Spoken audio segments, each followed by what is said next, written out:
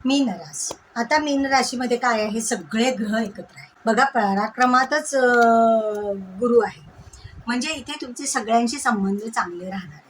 परदेशातनंही तुम्हाला काही चांगल्या बातम्या समजतील, प्रवासही चांगले होतील. त्याच्यानंतर तुमच्या पार्टनरविषयी आणि काही भागीदारीमध्ये जे प्रश्न होतील ते सहज सुटण्यासारखे आहे आणि तिथूनही तुम्हाला आर्थिकदृष्ट्या चांगला फायदा होणार आहे. जे अपेक्षा आहे त्याच्यापेक्षा निश्चितच आर्थिक फायदा तुम्हाला जास्त होणार आहे.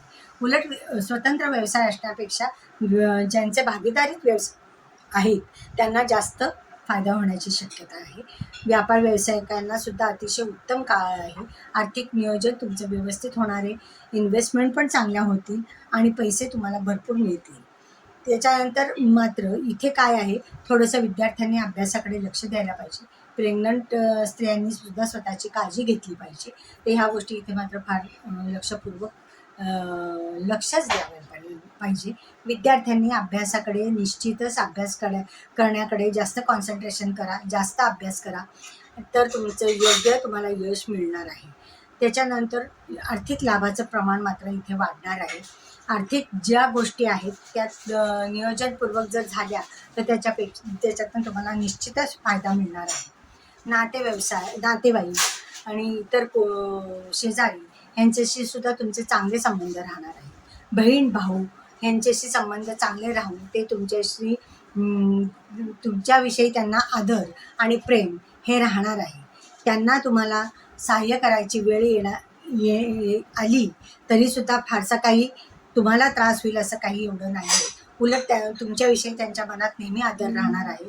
तर ह्या गोष्टी लक्षात ठेवा. नंतर आपला पार्टनर जो आहे, जोडीदार आयुष्यभराचा, त्यांच्याकडनं तुम्हाला चांगलं सहकार्य मिळेल. त्यांचं सहकार्य काही वेळेला घ्यावं लागेल, त्यातनं तुम्हाला चांगलेच फायदे होतील. आर्थिक नियोजन व्यवस्थित होईल. आर्थिक फायदाही तुम्हाला चांगला होणार आहे. सगळ्या गोष्टीमध्ये तुम्हाला यश येणार आहे. मात्र थोडे कष्ट हे तुम्हाला करावेच लागणार आहे, कारण लग्नी जेव्हा शनी येतो तेव्हा जास्त कष्ट काम करावं लागतं. म्हणजे काय, छोट्या छोट्या कामासाठी एका प्रयत्न करायच्या ऐवजी 2 प्रयत्न तुम्हाला करावे लागतात. म्हणजे प्रयत्न हे तुम्हाला वाढवावे लागणार आहे. शिवाय शनीबरोबर राहू पण आहे, म्हणजे इथे कुठे काय जे काम करताय ते काय चुकीचं होत नाही ना, ह्याच्याकडे लक्ष द्या. बुध पण आहे, म्हणजे इन्व्हेस्टमेंट किंवा पैशाच्या बाबतीत आपली कुठे फसवणूक होत नाही ना, ह्याच्याकडेही तुम्ही लक्ष द्या.